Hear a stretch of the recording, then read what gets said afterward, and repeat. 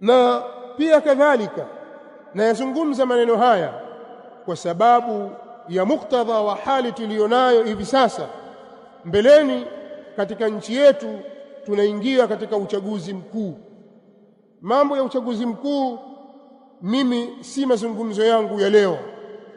Mazungumzo yangu ya leo ni kuhusiana na suala la amani na haki ambayo huzungumzwa sana na wazungumzaji mbalimbali, ima ni wanasiasa na wanaharakati mbalimbali au viongozi wa dini na watu wengine wa kawaida, ima kwenye majukwaa hadharani au kwenye media huko na mitandao mbalimbali au madhabahuni na sehemu nyingine.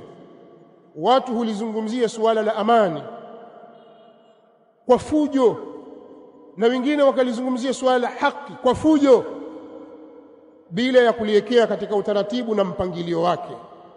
Sasa nazungumza kuwatanabaisha ndugu zangu Waislamu kwamba sisi miongozo yetu katika haya maisha ya dunia ni sawasawa ni mambo ya ibada au mambo yale ya kikawaida ya kijamii na mengineyo. Sisi miongozo yetu tunaichukua kutoka ndani ya Qur'an na kutoka kwenye mafunzo ya mtume wetu Muhammad sallallahu alayhi wa alihi wasallam. Lakini Qur'ani na Sunna hazizungumzi. Ni lazima wapatikane watu wa kuzizungumzia kwa usahihi na kwa maana yake iliyokusudiwa. Sasa mimi nitaitumia fursa hii leo kuzungumza na nyinyi machache yanayofungamana na jambo hili.